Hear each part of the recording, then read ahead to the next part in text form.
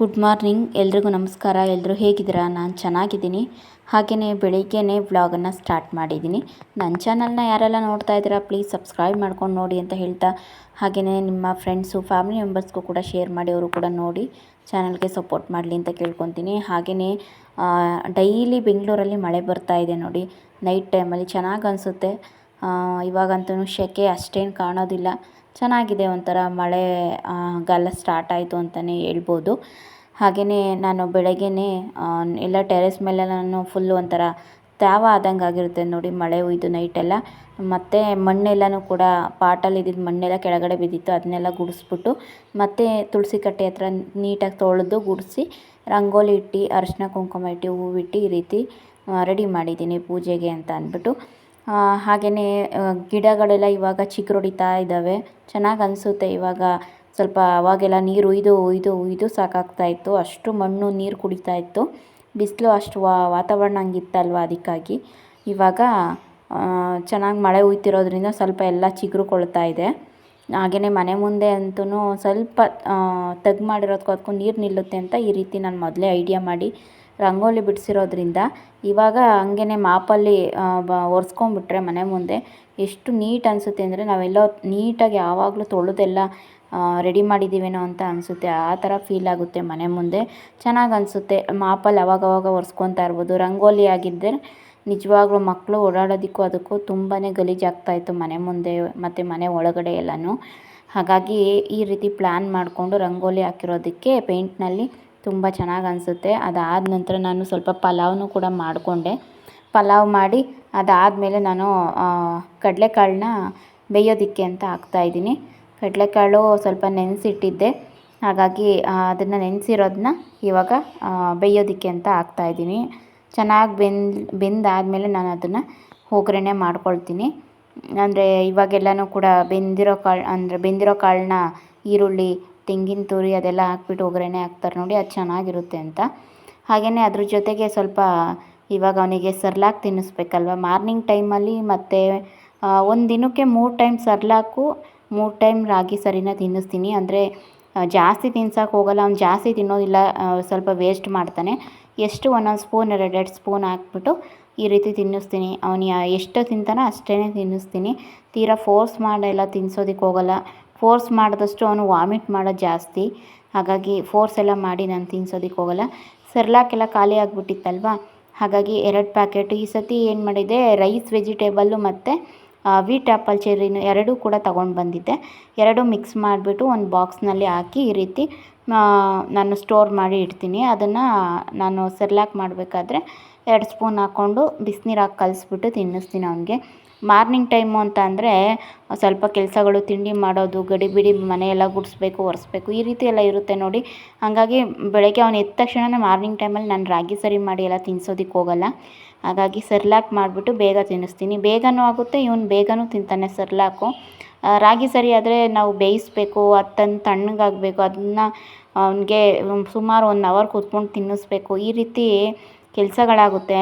ಹಂಗಾಗಿ ಬೇರೆ ಮಿಕ್ಕಿದ ಕೆಲಸಗಳೆಲ್ಲ ಆಗೋದಿಲ್ಲ ಅಂತ ನಾನು ಬೆಳಗ್ಗೆ ಸರ್ಲಾಕ್ ತಿನ್ನಿಸ್ತೀನಿ. ಅದಾದ ನಂತರ ನಾನು ಇವಾಗ ಸ್ವಲ್ಪ ಒಗ್ಗರಣೆ ಮಾಡ್ತಾಯಿದ್ದೀನಿ. ಮಧ್ಯಾಹ್ನಕ್ಕೂ ಆಗುತ್ತಲ್ವ ಈ ರೀತಿ ಮಾಡಿಕೊಂಡ್ರೆ ಅಂತ ಅಂದ್ಬಿಟ್ಟು, ಮುದ್ದೆಗೆ ಸ್ವಲ್ಪ ಚಟ್ನಿ ಮಾಡಿದ್ರೂ ಕೂಡ ಬೇಗನೆ ಆಗೋಗುತ್ತೆ ಅಂತ ನೋಡಿ. ಈ ರೀತಿ ಸ್ವಲ್ಪ ಗ್ರೇವಿ ಮಾಡಿಬಿಟ್ಟು ನಾನು ಈ ರೀತಿ ರೆಡಿ ಮಾಡ್ಕೊಂಡಿದ್ದೀನಿ, ನೋಡ್ತಾ ಇರ್ಬೋದು ಇಲ್ಲಿ. ಸ್ವಲ್ಪ ಪಲ್ಯ, ಮೊಟ್ಟೆ, ಅದಾದ ನಂತರ ಸ್ವಲ್ಪ ಗ್ರೇವಿನ ಮಾಡ್ಕೊಂಡಿದ್ದೀನಿ. ಇದು ಬಂದು ಚೆನ್ನಾಗಿತ್ತು ಮಾತ್ರ ಗ್ರೇವಿ ಮಾತ್ರ. ಈ ಬದನೆಕಾಯಿ ಬರುತ್ತಲ್ಲ ಅದರಲ್ಲಿ ಮಾಡಿರೋ ಅಂಥದ್ದು. ಒಂದೇ ಒಂದು ಚಿಕ್ಕ ಪುಟ್ಟ ಬದನೆಕಾಯಿ ಇತ್ತು, ಗುಂಡು ಬದನೆಕಾಯಿ ಅಂತ ಹೇಳ್ತಾರಲ್ಲ ಅದು, ಚೆನ್ನಾಗಿತ್ತು ನೋಡೋದಕ್ಕೆ. ಆಮೇಲೆ ಏನು ಹೇಳ್ತಾರೆ, ಒಂಥರ ಹಣ್ಣು ಆಗಿಲ್ಲ, ಈ ಕಡೆ ಕಾಯಿ ಅಲ್ಲ, ಎಳೆ ಬದನೆಕಾಯಿ ಚೆನ್ನಾಗಿದೆ, ತಗೊಂಡೋಗು ಊರಿಂದ ತರಿಸಿರೋದು ಅಂತ ಅಂದ್ಬಿಟ್ಟು ನನ್ನ ಫ್ರೆಂಡ್ ಅಂದಳು.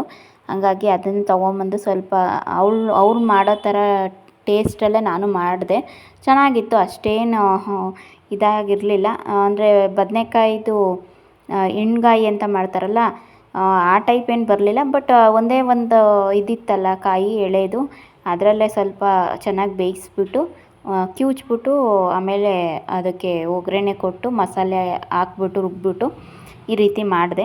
ನಮ್ಮ ಮನೆಯವರು ತಿಂದ್ಕೊಂಡು ಹೋದರು, ಚೆನ್ನಾಗಿದೆ ಅಂತ ಅಂದರು. ಅದ್ರ ಜೊತೆಗೆ ಇನ್ನೇನು ಕಡಲೆಕಾಳು ಉಸ್ಲಿ ಮಾಡಿದ್ನಲ್ವ, ಅದು ಕೂಡ ಸರಿ ಹೋಯಿತು. ಅದ್ರ ಜೊತೆಗೆ ಮೊಟ್ಟೆನೂ ಇತ್ತು. ಅದಾದ ನಂತರ ನಾನು ಸ್ವಲ್ಪ ಬಟ್ಟೆ ತೊಳೆಯೋದೆಲ್ಲ ಇತ್ತು ಇನ್ನೂ ಸ್ವಲ್ಪ, ಅದೆಲ್ಲನೂ ಕೂಡ ಬಟ್ಟೆ ಎಲ್ಲ ವಾಶ್ ಮಾಡಿ, ಮತ್ತು ದಟ್ಟಗಳೆಲ್ಲನೂ ಕೂಡ ವಾಶ್ ಮಾಡಿ ಮೇಲೆ ಹಾಕೋದಕ್ಕೆ ಸಂಜೆ ಆಗೇ ಹೋಯ್ತು. ಸ್ವಲ್ಪ ಗ್ರೇವಿ ಮಾಡಿದ್ನಲ್ವ, ಅದು ಕೂಡ ಖಾಲಿಯಾಗಿತ್ತು. ನಾನು 2 ಟೈಮ್ ತಿಂದೆ. ನಮ್ಮ ಮನೆಯವ್ರು 1 ಟೈಮ್ ತಿಂದರು, ನಾನು 2 ಟೈಮ್ ತಿಂದೆ. ಹಾಗಾಗಿ ಸ್ವಲ್ಪ ಖಾಲಿ ಆಯಿತು. ಅದಾದ ನಂತರ ನಾನಿಲ್ಲಿ ಇದು ರಾತ್ರಿಗೆ ಏನಾದರೂ ಮಾಡಲೇಬೇಕಲ್ವ ಸಾಂಬಾರು. ನಾನು ಅಂದ್ಕೊಂಡೆ ಏನಾದರೂ ಬೇರೆ ಚಟ್ನಿ ಗಿಟ್ನಿ ಮಾಡೋಣ ಅಂತ.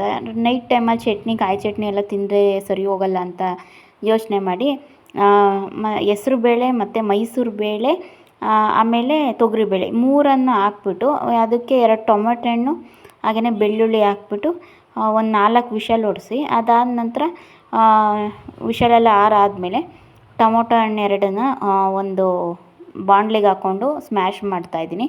ಸ್ಮ್ಯಾಶ್ ಮಾಡಿಬಿಟ್ಟು ಈಗ ಒಗ್ಗರಣೆಗೆ ಹಾಕೋದು. ಒಗ್ಗರಣೆಗೆ ಸ್ವಲ್ಪ ಸಾಸಿವೆ, ಕರಿಬೇವು, ಈರುಳ್ಳಿ ಎಲ್ಲ ಹಾಕ್ಬಿಟ್ಟು, ಅದಾದ ನಂತರ ನಾವು ಟೊಮೊಟೊ ಸ್ಮ್ಯಾಶ್ ಮಾಡ್ಕೊಂಡಿರ್ತೀವಲ್ವ ಅದನ್ನು ಹಾಕ್ಬಿಟ್ಟು, ಆಮೇಲೆ ನಾವು ಬೇಳೆ ಬೇಯಿಸ್ಕೊಂಡಿರೋ ನೀರು ಅದನ್ನೆಲ್ಲನೂ ಕೂಡ ಹಾಕಿ, ಸ್ವಲ್ಪ ಗರಂ ಮಸಾಲ, ಮನೇಲಿ ಮಾಡಿರೋ ಹೋಮ್ ಮೇಡ್ ಸಾಂಬಾರು ಪೌಡರು, ಮತ್ತು ಸ್ವಲ್ಪ ಚಿಲ್ಲಿ ಪೌಡರು, ಅಥವಾ ಒಗ್ಗರಣೆಗೆ ಒಣಮೆಣ್ಸಿನ್ಕಾಯಿ ಹಾಕ್ಕೊಂಡ್ರೆ ಚಿಲ್ಲಿ ಪೌಡರ್ ಸ್ಕಿಪ್ ಮಾಡ್ಕೋಬೋದು. ಖಾರ ಬೇಕು ಅಂತ ಅಂದರೆ ಚಿಲ್ಲಿ ಪೌಡರ್ನ ಆ್ಯಡ್ ಮಾಡ್ಕೋಬೋದು. ಇಷ್ಟು ಹಾಕ್ಬಿಟ್ಟು ಲಾಸ್ಟಿಗೆ ಸ್ವಲ್ಪ ಕೊತ್ತಂಬರಿ ಸೊಪ್ಪನ್ನು ಕಟ್ ಮಾಡಿ ಹಾಕ್ಬಿಟ್ರೆ ನಿಜವಾಗ್ಲೂ ಏನು ಟೇಸ್ಟ್ ಬರುತ್ತೆ ಅಂದರೆ, ಇಡ್ಲಿಗೆ ಮತ್ತು ಪೂರಿಗೆ ಈ ರೀತಿ ಅದೇನೋ ಉದ್ದಿನ ವಡೆ ಬರುತ್ತಲ್ಲ, ಅದಕ್ಕೆಲ್ಲ ತುಂಬಾ ಟೇಸ್ಟ್ ಇರುತ್ತೆ ಇದು. ನಾನು ಅಂದ್ಕೊಂಡೆ ಇನ್ನು ಮುಂದೆ ಯಾವತ್ತಾದರೂ ನಾನು ಇಡ್ಲಿ ಮಾಡಿದಾಗ ಇದೇ ಕಾಂಬಿನೇಷನಲ್ಲಿ ಇದೇ ಥರ ನಾನು ಸಾಂಬಾರನ್ನ ಮಾಡೋಣ, ಇಡ್ಲಿ ಸಾಂಬಾರನ್ನ ಅಂತ ಅಂದ್ಕೊಂಡೆ. ಇದು ಕೂಡ ಚೆನ್ನಾಗಿತ್ತು. ನಮ್ಮ ಮನೆಯವ್ರಿಗೆ ಇವತ್ತೇ ಫಸ್ಟ್ ಟೈಮ್ ಇದನ್ನು ಮಾಡಿರೋದು, ಹೆಂಗಿದೆ ಹೇಳು ಅಂತ ಅಂದ್ಬಿಟ್ಟು ಅಂದೆ. ಪರವಾಗಿಲ್ಲ ಚೆನ್ನಾಗೈತೆ, ಇದನ್ನು ಇಡ್ಲಿ ಮಾಡಿದಾಗ ಮಾಡು ಈ ಸಾಂಬಾರು, ಚೆನ್ನಾಗಿರುತ್ತೆ ಇಡ್ಲಿಗೆ ಅಂತ ಹೇಳಿದ್ರು ಮಾರ್ನಿಂಗ್ ಟೈಮಲ್ಲಿ. ನೀನು ಅರ್ಜೆಂಟಿಗೆ ಹಾಕೋ ಚಟ್ನಿ ಬದಲು ಇದನ್ನೇ ಸ್ವಲ್ಪ ಬೇಗ ಎದ್ಬಿಟ್ಟು ಬೇಗ ಕ್ವಿಕ್ಕಾಗಿ ಇದನ್ನೇ ಮಾಡಿದ್ರೆ ಇಡ್ಲಿಗೆ ಚೆನ್ನಾಗಿರುತ್ತೆ ಟೇಸ್ಟು ಅಂತ ಹೇಳಿದ್ರು. ಸರಿ ಆಯಿತು ಅಂತ ಅಂದ್ಬಿಟ್ಟು ಇನ್ನೊಂದು ದಿನ ಇಡ್ಲಿ ಮಾಡಿದಾಗ ಇದೇ ಥರ ಮಾಡೋಣ ಅಂದ್ಕೊಂಡಿದ್ದೀನಿ. ಆಮೇಲೆ ಇನ್ನೊಂದು ಅಂತ ಅಂದರೆ ನಮ್ಮ ಕೆಳಗಡೆ ನನ್ನ ಫ್ರೆಂಡ್ ಅಂತ ಹೇಳಿದ್ನಲ್ಲ, ಅವರಿಗೆ ನಮ್ಮನೆ ಇಡ್ಲಿ ಪಾತ್ರೆನ ಕೊಟ್ಟಿದ್ದೀನಿ, ಅವರು ನನಗೆ ಪಡ್ಡು ಪ್ಲೇಟನ್ನು ಕೊಟ್ಟವ್ರೆ. ಸ್ವಲ್ಪ ಎಕ್ಸ್ಚೇಂಜ್ ಮಾಡ್ಕೊಂಡಿದ್ದೀವಿ. ಹಂಗಾಗಿ ಸ್ವಲ್ಪ ಅವರು ಇಡ್ಲಿ ಮಾಡೋದು ಜಾಸ್ತಿ ಅಲ್ವಾ, ಹಾಗಾಗಿ ನಾನು ಸ್ವಲ್ಪ ದೋಸೆ ಮಾಡೋದು ಜಾಸ್ತಿ, ಅವ್ರು ಇಡ್ಲಿ ಮಾಡೋದು ಜಾಸ್ತಿ. ಹಂಗಾಗಿ ಇಡ್ಲಿ ಪಾತ್ರೆನ ಅವ್ರು ಇಸ್ಕೊಂಡಿದ್ದಾರೆ.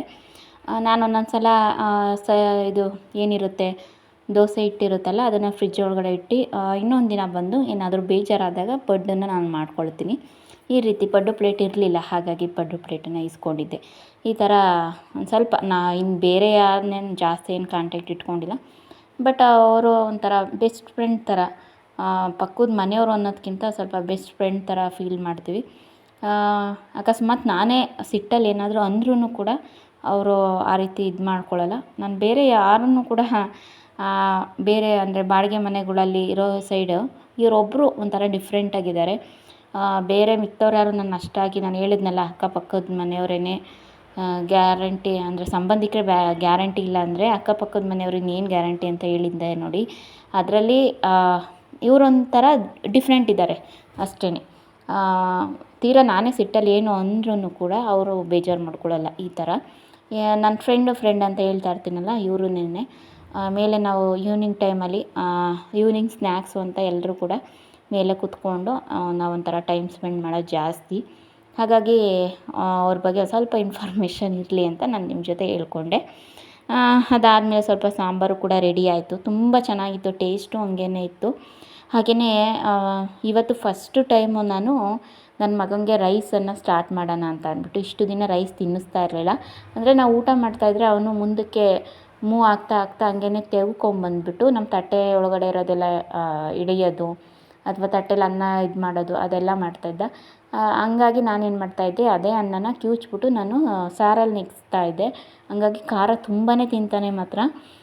ದೊಡ್ಡವನು ಖಾರ ತಿನ್ನಲ್ಲ, ಇವನು ಮಾತ್ರ ಸಖತ್ತಾಗಿ ಖಾರ ತಿಂತಾನೆ ಚಿಕ್ಕವನು. ಹಂಗಾಗಿ ಇವತ್ತಿಂದ ನಾನು ಏನು ಮಾಡಿಕೊಂಡೆ, ಸರಿ ಆಯಿತು ಅಂತ ಅಂದ್ಬಿಟ್ಟು ರೈಸನ್ನು ನೆನೆ ಹಾಕಿದ್ದೆ ನಾನು. ನೆನೆ ಹಾಕಿದ್ಮೇಲೆ ಇವಾಗ ನಾನು ಬೇಯಿಸ್ತಾ ಇದ್ದೀನಿ ಓಪನ್ ಪಾತ್ರೆಯಲ್ಲೇ. ಇನ್ನೊಂದು ದಿನ ಒಂದು ಸ್ವಲ್ಪ ಕುಕ್ಕರಲ್ಲಿ ನಾನು ಬೇಯಿಸ್ಬಿಟ್ಟು ಸ್ವಲ್ಪ ಸ್ಮ್ಯಾಶ್ ಮಾಡಿಬಿಟ್ಟು ತಿನ್ಸೋಣ ಅಂತ ಅಂದ್ಕೊಂಡಿದ್ದೀನಿ. ಇದು ಸ್ವಲ್ಪ ಲೇಟ್ ಆಗುತ್ತೆ ಅನ್ನ ಬೇಯೋದು. ಅದಾದರೆ ವಿಷಲ್ ಒಂದು 4-5 ವಿಷಲ್ ಹೊಡ್ಸಿದ್ರೂ ಆಗೋಗುತ್ತಲ್ವ, ಹಾಗಾಗಿ. ಹಾಗೆಯೇ ಮೊಟ್ಟೆನೂ ಕೂಡ ಡೈಲಿ ಮೊಟ್ಟೆನ ಕೊಡ್ತಾಯಿದ್ದೀನಿ ನಮ್ಮ ಮನೆಯವ್ರಿಗೆ, ಸ್ವಲ್ಪ ಸ್ಟ್ರೆಂತ್ ಆಗಲಿ ಅಂತ ಅಂದ್ಬಿಟ್ಟು. ಸ್ವಲ್ಪ ವೀಕ್ ಆಗಿದ್ದಾರೆ ಅವರ ತಂದೆ ಕಡೆ ನೋಡಿಕೊಂಡು, ಅಂದರೆ ನಮ್ಮ ಮಾವ ಕಡೆ ನೋಡಿಕೊಂಡು ಇತ್ತೀಚೆಗಂತೂ ತುಂಬ ವೀಕ್ ಆಗಿದ್ದರು ಅವರು. ಹಾಗಾಗಿ ಸ್ವಲ್ಪ ಇನ್ನು ಮುಂದೆ ನಾನು ಸ್ವಲ್ಪ ಮೊಟ್ಟೆ ಇದ್ದಷ್ಟು ಸ್ವಲ್ಪ ಸ್ಟ್ರೆಂತ್ ಅನ್ನೋದು ಜಾಸ್ತಿ ಇರುತ್ತೆ ಮೊಟ್ಟೆ, ಹಾಲು ಅದೆಲ್ಲ ಕುಡಿದ್ರೆ. ಹಂಗಾಗಿ ಡೈಲಿ ಒಂದೊಂದು ಮೊಟ್ಟೆನಾದ್ರೂ ಬೇಯಿಸ್ಕೊಡ್ಬೇಕು ನಮ್ಮ ಮನೆಯವ್ರಿಗೆ ಅಂತ ಇದು ಮಾಡಿಕೊಂಡು, ಬೆಳಗ್ಗೆ ಆಗಲಿಲ್ಲ ಅಂತ ಅಂದರೆ ಮಧ್ಯಾಹ್ನ ಮತ್ತು ಸಂಜೆ ಅಂದರೆ ರಾತ್ರಿ ಊಟ ಮಾಡೋ ಟೈಮಲ್ಲಿ ಒಂದೊಂದು ಮೊಟ್ಟೆನ ಊಟದ ಜೊತೆ ಕೊಡ್ತಾಯಿದ್ದೀನಿ. ಹಾಗೆಯೇ ನನ್ನ ಮಗನಿಗೆ ಕೂಡ ರೆಡಿ ಆಯಿತು. ಸ್ಮ್ಯಾಶ್ ಎಲ್ಲನೂ ಕೂಡ ಮಾಡೋದಕ್ಕೆ ಬೇಯ್ತಾ ಇತ್ತಲ್ವ, ಅಷ್ಟರೊಳಗಡೆ ನಾನು ಇವಾಗ ಅವನಿಗೆ ಸ್ವಲ್ಪ ಹೊತ್ತು ಕೂರಿಸ್ಕೊಂಡು ಅಳ್ತಾ ಇದ್ದೆ. ನಾನು ರೈಸು ಅಥವಾ ಸಾಂಬಾರು ಮಾಡೋ ಅಷ್ಟೊತ್ತಿಗೆ ಒಂದು 3-4 ಸತಿ ಅವನ್ನ ಸುಧಾರಿಸ್ಕೋಬೇಕು. ಏನು ಮಾಡ್ತಾನೆ ಅಂದರೆ ಮ್ಯಾಟ್ಗಳು ಎಲ್ಲನೂ ಎಳ್ಕೊಂಡು ಮೇಲಕ್ಕೆ ಹಾಕ್ಕೊಳ್ಳೋದು, ಅಥವಾ ತೆವ್ಕೊಂಡು ಬಾಗ್ಲ ಹತ್ರ ಹೋಗೋದು, ಇಲ್ಲಾಂದರೆ ನೀರು ಹತ್ರ ಹೋಗೋದು, ದೇವ್ರ ಮನೆ ಹತ್ರ ಹೋಗೋದು, ಈ ರೀತಿ ಎಲ್ಲ ಮಾಡಿಕೊಂಡು ಅಳ್ತಾ ಇರ್ತಾನೆ ಒಂದೊಂದು ಸಲ. ಹಾಗಾಗಿ ಸ್ವಲ್ಪ ಹೊತ್ತು ಸಮಾಧಾನ ಮಾಡಿ ನಾನು ಮಿಕ್ಕಿದ ಕೆಲಸನ ಮಾಡ್ಕೊಳ್ಳೋದು, ಈ ರೀತಿ ನಂದು. ಹಾಗೆಯೇ ನೋಡ್ತಾ ಇರ್ಬೋದು, ಇವತ್ತು ಮುದ್ದೆ ಮಾಡಿಲ್ಲ, ಹಸಿಟ್ಟು ಖಾಲಿಯಾಗಿತ್ತು ಅಂತ ರೈಸ್ ಮಾಡಿ ಸಾಂಬಾರು ಮಾಡಿ 2 ಮೊಟ್ಟೆನ ನಮ್ಮ ಮನೆಯವ್ರಿಗೆ ಹಾಕ್ಕೊಟ್ಟಿದ್ದೀನಿ. ಅವ್ರು ತಿನ್ನೋ ಅಷ್ಟರಲ್ಲಿ ನನಗೀಗ ಅನ್ನ ರೆಡಿಯಾಗಿತ್ತು ನನ್ನ ಮಗನಿಗೆ. ಈಗ ಅದನ್ನು ನಾನು ಸ್ಮ್ಯಾಶ್ ಮಾಡಬೇಕು ಪ್ಲೇಟಿಗೆ ಹಾಕ್ಕೊಂಡು. ಸ್ಮ್ಯಾಶರ್ ಇತ್ತಲ್ಲ, ಅದರಲ್ಲಿ ಸ್ಮ್ಯಾಶ್ ಮಾಡ್ಕೊಳ್ತಾ ಇದ್ದೀನಿ. ಹೆಂಗೆ ಇರಬೇಕು ಅಂತಂದರೆ ಒಂಥರ ಈ ಮೊಸರನ್ನ ಒಂಥರ ಕಿವುಚ್ದಾಗ ಮೆತ್ತಗೆ ಹತ್ತಿ ಥರ ಇರುತ್ತಲ್ಲ, ಆ ರೀತಿ ಅಷ್ಟು ಚೆನ್ನಾಗಿ ಮೊಸರಿದ್ದಿರೋ ಥರ ರೈಸನ್ನು ಮಾಡ್ಕೊಂಬಿಟ್ರೆ ಸ್ಮ್ಯಾಶ್ ಮಾಡೋದಕ್ಕೂ ಮತ್ತು ಮಕ್ಳಿಗೆ ತಿನ್ನಿಸೋದಕ್ಕೂ ತುಂಬ ಚೆನ್ನಾಗಿರುತ್ತೆ. ಫಸ್ಟ್ ಟೈಮ್ ಅಲ್ವಾ ತಿನ್ನಿಸ್ತಾ ಇರೋದು ನನ್ನ ಮಗನಿಗೆ. ಸ್ವಲ್ಪ ಕ್ವಾಂಟಿಟಿ ಜಾಸ್ತಿ ಮಾಡಿಬಿಟ್ಟೆ ಗೊತ್ತಾಗ್ದಲೇ. ಇನ್ನು ಮುಂದೆ ಸ್ವಲ್ಪ ಕಮ್ಮಿ ಹಾಕ್ಕೊಂಡು ರೈಸನ್ನು ಮಾಡಿ ತಿನ್ನಿಸ್ಬೇಕು. ಅಟ್ಲೀಸ್ಟು ಒಂದಿನಕ್ಕೆ ಒಂದು ಸತಿನಾದ್ರೂ ರೈಸನ್ನು ತಿನ್ನಿಸಿ ರೂಢಿ ಮಾಡಿದ್ರೆ 1 ವರ್ಷ ಆಗೋ ಅಷ್ಟೊತ್ತಿಗೆ ಚೆನ್ನಾಗೇ ತಿನ್ನೋದಕ್ಕೆ ರೂಢಿ ಆಗ್ತವೆ ಮಕ್ಕಳು. ಹಾಗಾಗಿ ಈ ಥರ ಪ್ಲ್ಯಾನನ್ನು ಮಾಡಿಕೊಂಡೆ. ಕೆಲವರೆಲ್ಲ 8 ತಿಂಗಳು 7 ತಿಂಗಳಿಗೆಲ್ಲನೇ ಸ್ಟಾರ್ಟ್ ಮಾಡಿರ್ತಾರೆ. ನಾವು ತಪ್ಪು ಮಾಡೋದೇನು ಅಂತ ಅಂದರೆ ಮಕ್ಕಳಿಗೆ ತಿನ್ನೋದಕ್ಕಾಗಲ್ಲ, ನುಂಗೋದಕ್ಕಾಗಲ್ಲ ಅಂತ ಅಂದ್ಬಿಟ್ಟು ಮಿಕ್ಸಿಗೆ ಹಾಕಿ ಗ್ರೈಂಡ್ ಮಾಡಿಬಿಡ್ತೀವಿ. ಮೇಯ್ನು ಮಿಕ್ಸಿಗೆ ಹಾಕಿ ಗ್ರೈಂಡ್ ಮಾಡಿದ್ರೆ ಮಕ್ಕಳಿಗೆ ತಿನ್ನಿಸ್ಬಾರ್ದು. ಅದೆಲ್ಲ ಮಿಕ್ಸಿಯಲ್ಲಿ ಗ್ರೈಂಡ್ ಮಾಡಿರೋದು ಮಕ್ಳಿಗೆ ತಿನ್ನಿಸಿದ್ರೆ ಆರೋಗ್ಯದಲ್ಲಿ ವ್ಯತ್ಯಾಸ ಆಗುತ್ತೆ, ಇಲ್ಲ ವಾಮಿಟ್ ಆಗುತ್ತೆ, ಫುಡ್ ಪಾಯ್ಸನ್ ಆಗುತ್ತೆ ಅಂತ ಹೇಳ್ತಾರೆ. ಹಾಗಾಗಿ ಆ ಥರ ಎಲ್ಲ ಮಾಡೋಕ್ಕೆ ಹೋಗಬಾರ್ದು ಅನ್ನೋದು ನನ್ನ ಮೈಂಡಿಗೆ ಬಂತು. ಹಾಗಾಗಿ ನಾನು ಈ ರೀತಿ ಚೆನ್ನಾಗಿ ಬೇಯಿಸ್ಬಿಟ್ಟು ಸ್ಮ್ಯಾಶ್ ಮಾಡಿ ತಿನ್ನಿಸೋಣ ಅಂತ ಈ ರೀತಿ ರೆಡಿ ಮಾಡ್ಕೊಂಡಿದ್ದೀನಿ. ಸ್ವಲ್ಪ ಅದಕ್ಕೆ ಒಂದು ಚುಟ್ಕಿ ಇರೋವಂಥ ಬೆಳ್ಳುಳ್ಳಿ, ಅದಾದ ನಂತರ ಸ್ವಲ್ಪ ಮೆಣಸು ಬರುತ್ತಲ್ಲ, ಮೆಣಸಿನ ಪುಡಿ ಚೂರು ಹಾಕ್ಬಿಟ್ಟು ನೀಟಾಗಿ ಕಲಸಿ ಸ್ವಲ್ಪ ಉಪ್ಪನ್ನು ಹಾಕಿ ಇವಾಗ ನಾನು ಅವನಿಗೆ ತಿನ್ನಿಸೋದಕ್ಕೆ ರೆಡಿ ಮಾಡ್ತಾಯಿದ್ದೀನಿ. ಕೂರಿಸ್ಕೊಂಡೆ ಆದಷ್ಟು ತಿನ್ನಿಸೋಣ ಅಂತ ಟ್ರೈ ಮಾಡಿದೆ. ಫಸ್ಟ್ ಟೈಮ್ ಅಲ್ವಾ, ತಿನ್ನೋದಕ್ಕೆ ಸ್ವಲ್ಪ ಅವನಿಗೆ ಕಷ್ಟ ಆಯಿತು. ಆಮೇಲೆ ನಾನು ತೊಡೆ ಮೇಲೆ ಹಾಕ್ಕೊಂಡು ಕಾಲು ನೀವ್ಕೊಂಡು ಹೆಂಗೆ ರಾಗಿ ಸೆರ್ಲಾಕು ಎಲ್ಲ ತಿನ್ನಿಸ್ತೀನಿ ಅದೇ ರೀತಿ ಕೈಯಲ್ಲೇ ಅನ್ನನ ಕಿವುಚ್ಬಿಟ್ಟು ತಿನ್ನಿಸೋದಕ್ಕೆ ರೆಡಿ ಮಾಡಿಕೊಂಡೆ. ನೋಡಿ, ಅವ್ನು ತಿಂತಾ ಇದ್ದರೆ ಸ್ವಲ್ಪ ಅವ್ನು ಕುತ್ಕೊಂಡು ತಿನ್ನೋದಕ್ಕೆ ಇವಾಗ ಅಲ್ವಾ ಸ್ವಲ್ಪ ರೂಢಿ ಆಗಬೇಕು. ಅವನಿಗೆ ಅಂತಲೇ ಒಂದು ದಿನಕ್ಕೆ 1-2 ಟೈಮ್ 3 ಟೈಮ್ ಕೂರಿಸ್ಕೊಂಡು ತಿನ್ನೋ ಥರ ರೂಢಿ ಮಾಡೋದಕ್ಕೆ ಟೈಮ್ನ ಮ್ಯಾನೇಜ್ ಮಾಡ್ಕೋಬೇಕು ನಾನು. ಇನ್ನು ಮುಂದೆ ಸ್ವಲ್ಪ ಅವನಿಗೂ ಚಿಂಕುಗೂ ಅಷ್ಟೇ, ಅಂದರೆ ಆವಾಗ ಚೆನ್ನಾಗಿ ಬಾಣತನ ಮಾಡ್ಕೊಂಡಿರೋದ್ರಿಂದ ದೊಡ್ಡವನಿಗೆ ಆವಾಗ ಎಲ್ಲ ಟೈಮ್ ಇತ್ತು, ಕೆಲಸ ಏನು ಇರ್ತಾ ಇರಲಿಲ್ಲ. ಅವನಿಗೆ ಆದಷ್ಟು ಬೇಗ ಕುತ್ಕೊಂಡು ತಿನ್ನೋದು ಎಲ್ಲ ರೂಢಿ ಆಯಿತು.